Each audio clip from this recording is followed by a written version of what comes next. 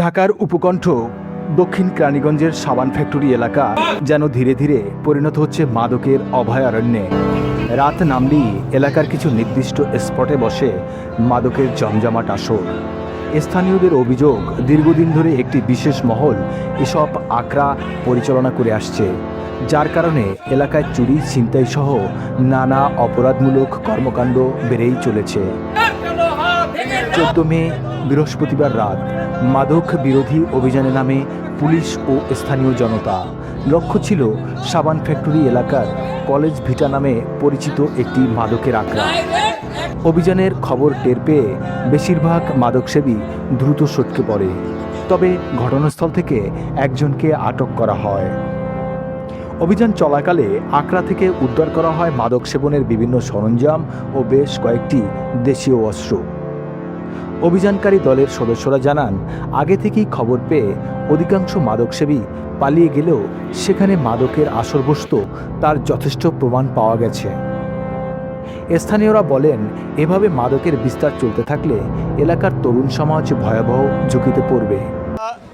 কিছুদিন আগে আমাদের যে আইন শৃঙ্খলা মিটিং হয়েছে, এখানে আমাদের এমপি অ্যাডভোকেট নিপুণ রায় চৌধুরীর একটা নির্দেশনা ছিল যে মাদক নিয়ে কাজ করতে হবে, কারণ মাদকটা এমনভাবে সয়লাভ হচ্ছে। এখানে আমাদের দীর্ঘদিনের অভিযোগ যে সাবান ফ্যাক্টরির এখানে কয়েকটা স্পট আপনারা গেছেন, সরজমিনে দেখছেন, যেখানে অসংখ্য স্পটগুলো থেকে পালিয়ে গেছে কেউ দৌড়ে, আবার এখানে চাপাতি পাওয়া গেছে, ফুয়েল পেপার পড়ে আছে।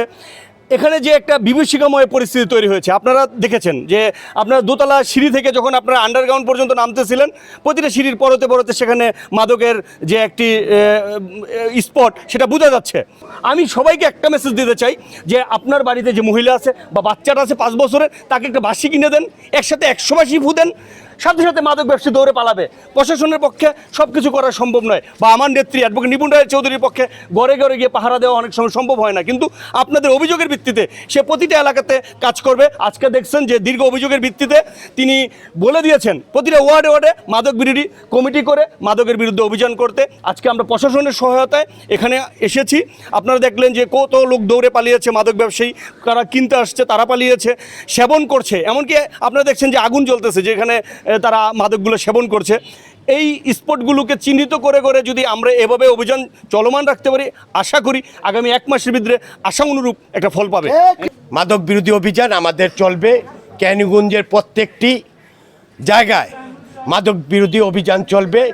আর যেহেতু আমি উপজেলা আইন শৃঙ্খলা কমিটির একজন সদস্য, সেই সুবাদে আমি কেরানীগঞ্জ উপজেলা প্রত্যেকটা জায়গায় এই মাদক বিরোধী অভিযানের জন্য আমি প্রশাসনের সহযোগিতায় আমরা কেরানীগঞ্জ উপজেলা দক্ষিণ থেকে মাদক নির্মূল করবো ইনশাআল্লাহ।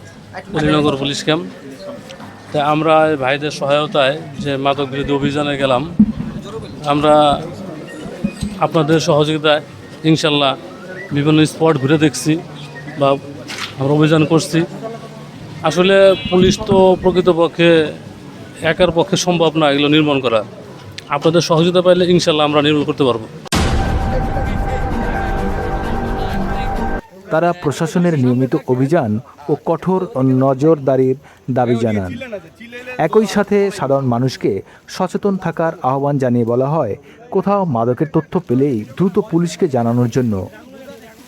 মাদকমুক্ত সমাজ গড়তে প্রশাসনের পাশাপাশি স্থানীয়দেরও এগিয়ে আসার আহ্বান জানিয়েছেন সংশ্লিষ্টরা।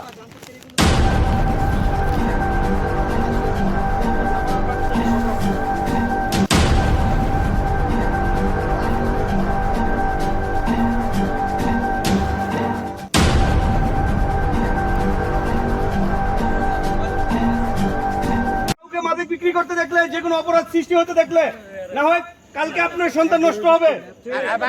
এখানে যে পরিমাণ মাদকের একটা আখড়া হয়েছে, এই জন্য জনগণের সহায়তা চাই। আমাদের নেত্রী অ্যাডভোকেট নিপুণ রায় চৌধুরীর পক্ষ থেকে, আমাদের এমপি গয়েশ্বর চন্দ্র রায়ের পক্ষ থেকে সব সময় পাহারা দেওয়ার অনেক সময় সম্ভব হয় না আমাদের জনবলের কারণে। আপনাদের সহযোগিতায়, আপনাদের ফোন পে প্রশাসন সাথে সাথে ব্যবস্থা নেবে। তাই আপনারা প্রতিনিয়ত মাদক বিক্রি করতে দেখলে, যে কোনো অপকর্ম সৃষ্টি হতে দেখলে আপনারা সাথে সাথে থানার সহায়তা নেবেন। মুহূর্তকে আরো বিশেষ করে তুলতে পারজোয়ার শাহী পোলাও ঘর, রাজকীয় স্বাদ এখন আপনার হাতের নাগালেই।